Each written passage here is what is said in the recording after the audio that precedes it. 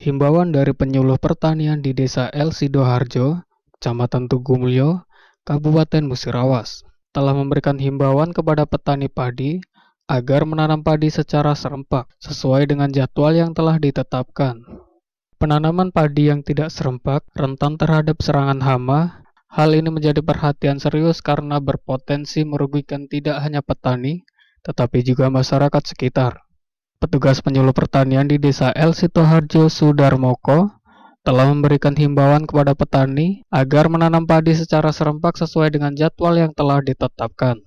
Tanam serempak ini diharapkan dapat mengurangi resiko serangan hama yang dapat mengancam hasil panen. Para petani di Desa El Sidoharjo diminta untuk memperhatikan himbauan ini, guna mencegah kerugian yang dapat ditimbulkan akibat tanaman padi yang tidak serempak. Dengan kerjasama dan koordinasi yang baik, diharapkan dapat meningkatkan produktivitas pertanian serta kesejahteraan petani di masyarakat sekitar. Penyuluh pertanian Desa El Sidoharjo Sudarmoko mengatakan bahwa untuk mencegah terjadinya hama yang berlebih ialah dengan memilih benih yang bagus dan tahan lama.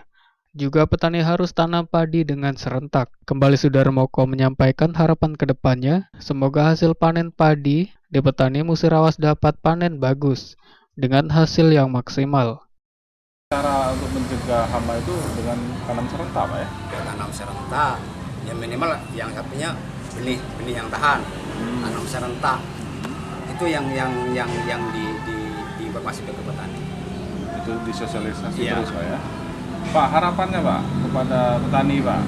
Ya, harapan petani kami minta setelah dibuatkan jadwal tanam oleh Dinas, oleh BPB, sudah disampaikan ke penyuluh.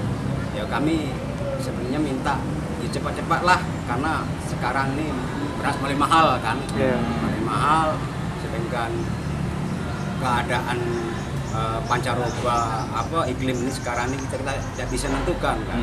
Ya, mungkin untuk petani cepat-cepat tanam, antisipasi masalah hama penyakit, masalah pemupukan, ya cepat dilaksanakan. Ya mudah-mudahan tahun ini. M. Dhani Rahmadi, Selambari TV melaporkan.